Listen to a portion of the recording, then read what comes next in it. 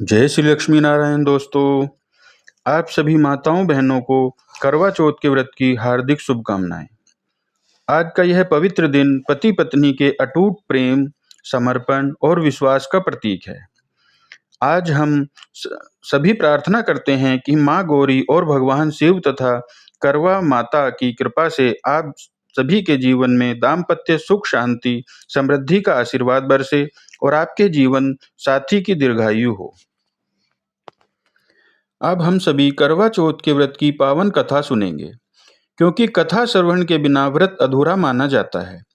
जो भी श्रद्धा भाव से यह कथा सुनता है, उसे व्रत का पूर्ण फल प्राप्त होता है और उसके जीवन में सौभाग्य, स्वास्थ्य और खुशियां की वृद्धि होती है। तो आइए मन को शांत करके भक्ति भाव से हम सभी पहले गणेश भगवान का ध्यान और गणेश भगवान से प्रार्थना करते हैं कि हे विघ्नहर्ता श्री गणेश जी, आप हमारे सभी कार्यों में मंगल प्रदान करें। आज के इस पावन करवा चौथ व्रत में सभी माताओं बहनों को अधिक श्रद्धा, शक्ति और सुखद सौभाग्य का आशीर्वाद दें। हे करवा माता, आपने संसार को यह अमूल्य व्रत प्रदान किया। आपका आशीष सदा उन सभी नारी शक्तियों पर बना रहे जो अपने परिवार और जीवन साथी के कल्याण हेतु उपवास रखती हैं। आप सभी के जीवन में सौभाग्य, समृद्धि और अखंड सुहाग का वरदान दें। हे चंद्रदेव, आप शीतलता, सौम्यता और शुद्धता के प्रतीक हैं। आपकी उज्जवल किरणों से यह रात्रि समंगल हो उठी है। आज करवा चौथ के पवित्र व्रत में सभी सुहागन स्त्रियां आपका दर्शन कर अपने प्रिय के दीर्घायु, आरोग्य और सौभाग्य की कामना करती हैं। हे चंद्रदेव, आप हम सभी की आराधना स्वीकार करें। अपने अमृतमय प्रकाश से हर जीवन को शीतलता और शांति प्रदान करें। जिनके जीवन में कठिनाइयां हैं, उनकी कठिनाइयां दूर करें और हर सुहागन नारी को अखंड सौभाग्य का वरदान दें। अब हम सभी पहले गणेश भगवान की कथा का श्रवण करेंगे। एक बार गणेश भगवान बाल रूप में चुटकी भर चावल और चम्मच में दूध लेकर पृथ्वी लोक में घूम रहे थे। वे सभी को अपनी खीर बनाने को कहते जा रहे थे, पर सभी लोगों ने उनकी बात को अनदेखा कर दिया। इसी दौरान एक गरीब बुढ़िया ने उनकी खीर बनाना स्वीकार करके एक भगोना चूल्हे पर चढ़ा दिया। इस पर गणेश जी ने घर का सबसे बड़ा बर्तन चूल्हे पर चढ़ाने को कहा। बुढ़िया ने बाल लीला समझते हुए घर का सबसे बड़ा भगोना उस पर चढ़ा दिया। कुछ ही देर में एक चमत्कार हुआ। गणेश जी के दिए हुए चावल और दूध बढ़ गए और पूरा भगोना उससे भर गया। इसी बीच गणेश जी नहाने के बाद खीर खाने की बात कहते हुए वहां से चले गए। उनके जाते ही पीछे से बुढ़िया के पोते पोती आए और भूख लगने पर बुढ़िया ने उन्हें वह खीर खिला दी। खीर बनते देख रही पड़ोसन को भी बुढ़िया ने कटोरा भरकर खीर दे दी। बेटे की बहू ने भी चुपके से एक कटोरा खीर खाने के साथ एक कटोरा खीर छिपा दी। इसके बाद भूख लगी तो बुढ़िया ने भी खाने के लिए खीर हाथ में ले ली और बोली, आजा रे गणेश, खीर खा ले। तभी गणेश जी वहां पहुंच गए और बोले कि मैंने तो खीर पहले ही खा ली। जब बुढ़िया ने पूछा कि कब खाई, तो वो कहने लगे, जब तेरे पोते पोती पड़ोसन और बहू ने खाई तभी मेरा पेट भर गया। इसके बाद जब बुढ़िया ने बाकी बची खीर के उपयोग के बारे में पूछा तो गणेश जी ने उसे नगर में बांटने को कहा।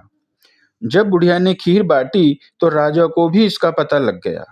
इस पर उसने बुढ़िया को अपने दरबार में बुला लिया। सारा हाल जानकर उसने बुढ़िया की खीर का भगोना अपने पास मंगा लिया। पर राजा के महल में जैसे ही वह पहुंचा, उसमें कीड़े मकोड़े और जहरीले जानवर गिर गए। यह देखकर राजा ने वह बर्तन वापस बुढ़िया को दे दिया और उसके घर ले जाते ही वापस वह पहले जैसा हो गया। इसके बाद बुढ़िया ने गणेश जी से बची हुई खीर के उपयोग के बारे में पूछा तो उन्होंने झोपड़ी के एक कोने में गाड़ देने को कहा। और ऐसा ही करके बुढ़िया रात को सो गई और गणेश जी उसकी झोपड़ी को लात मारते हुए अंतर्ध्यान हो गए। अगले दिन जब बुढ़िया उठी तो उसे अपनी झोपड़ी महल में बदली हुई और खीर के बर्तन सोने जवाहरातों से भरे हुए मिले। गणेश जी की कृपा जानकर बुढ़िया बहुत प्रसन्न हो गई। इस कथा को कहने के बाद हम सभी प्रार्थना करें, हे गणेश जी, भगवान, आपने जैसा फल बुढ़िया को दिया, वैसा ही इस कहानी को कहते, सुनते और हुंकारा भरने वालों को देना। सभी प्रेम से बोलिए, विघ्नहर्ता भगवान गणेश की जय हो। ऐसी मान्यता है कि एक बार देव पत्नियों ने भी करवा चौथ का व्रत रखा था। एक कथा के अनुसार एक बार देवता और असुरों के बीच घमासान युद्ध छिड़ गया। देवता अपनी पूरी शक्ति से युद्ध करने के बावजूद भी परास्त होने लगे। तब ब्रह्मा जी ने देवताओं की पत्नियों को करवा चौथ के व्रत रखने की सलाह दी। देवियों ने पूरे मन से उपवास रखा और भगवान से अपने पतियों की रक्षा की प्रार्थना की, और इस संकल्प का ऐसा असर हुआ कि देवताओं को युद्ध में विजय प्राप्त हुई। और यह कथा यह संकेत देती है कि नारी की आस्था और प्रार्थना में वह शक्ति होती है जो असंभव से असंभव कार्य को भी संभव बना देती है।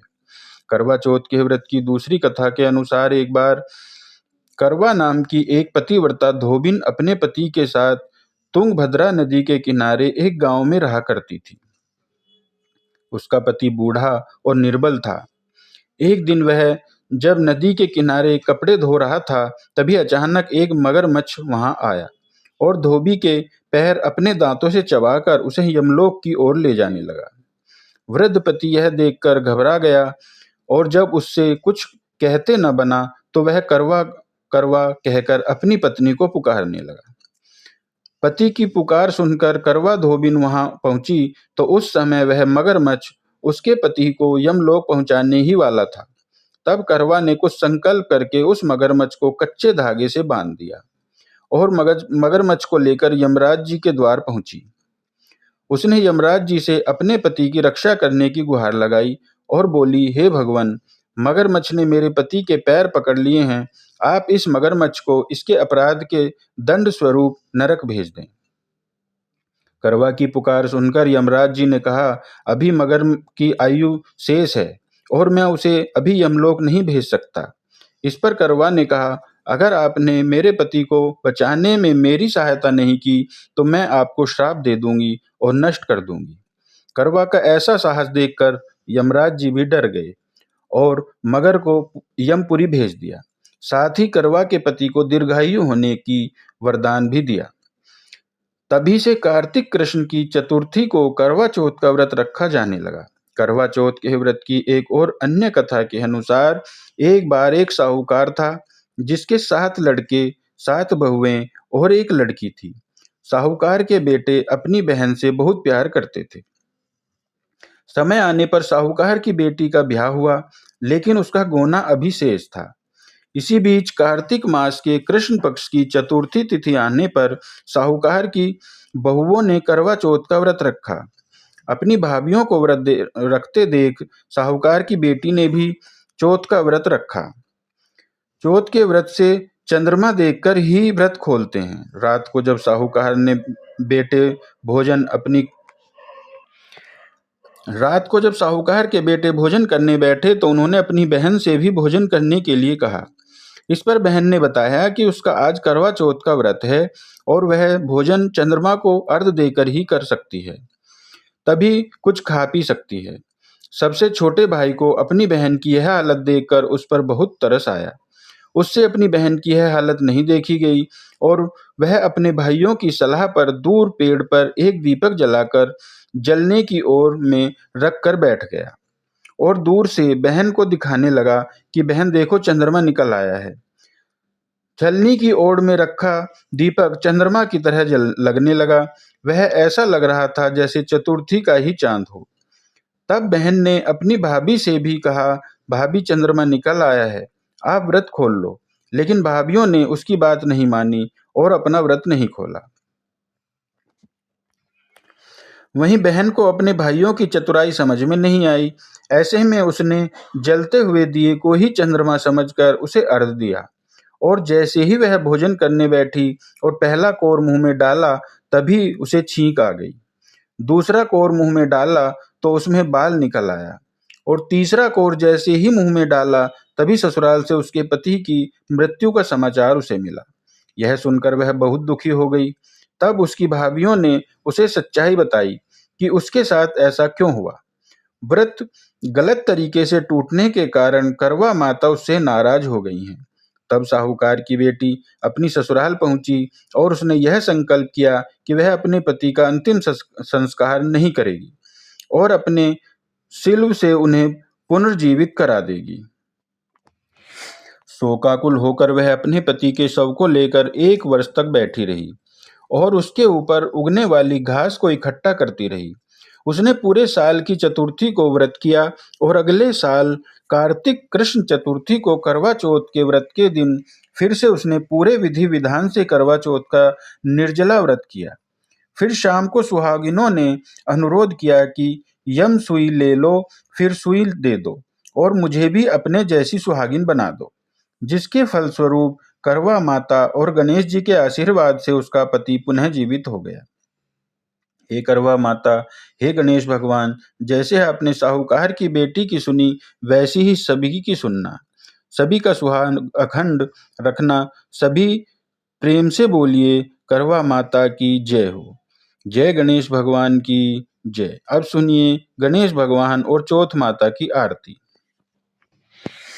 जय गणेश जय गणेश जय गणेश देवा, माता जाकी पार्वती पिता महादेवा। जय गणेश जय गणेश जय गणेश देवा, माता जाकी पार्वती पिता महादेवा। एक दंत दयावंत चार भुजाधारी, एक दंत दयावंत चार भुजाधारी, माथे सिंदूर सोहे मूसे की सवारी। जय गणेश जय गणेश जय गणेश देवा, माता जाकी पार्वती पिता महादेवा। पान चढ़े फूल चढ़े और चढ़े मेवा, पान चढ़े फूल चढ़े और चढ़े मेवा, लड्डुअन का भोग लगे संत करे सेवा। जय गणेश जय गणेश जय गणेश देवा, माता जाकी पार्वती पिता महादेवा। अंधन को आंख देत कोढ़िन को काया, अंधन को आंख देत कोढ़िन को काया, बांझन को पुत्र देत निर्धन को माया। जय गणेश जय गणेश जय गणेश देवा, माता जाकी पार्वती पिता महादेवा।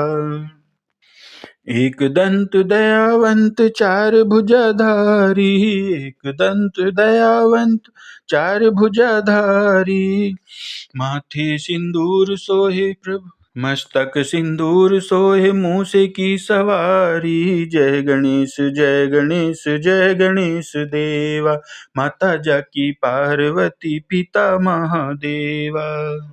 हार चढ़े फूल चढ़े और चढ़े मेवा, हार चढ़े फूल चढ़े और चढ़े मेवा, लड्डुअन का भोग लगे संत करे सेवा। जय गणेश जय गणेश जय गणेश देवा, माता जाकी पार्वती पिता महादेवा। दीनन की लाज रखो शंभु सुतवारी, दीनन की लाज रखो शंभु सुतवारी, कामना को पूरी करो जाए बलिहारी। जय गणेश जय गणेश जय गणेश देवा, माता जाकी पार्वती पिता महादेवा। आइए अब करवा मैया की आरती सुनते हैं।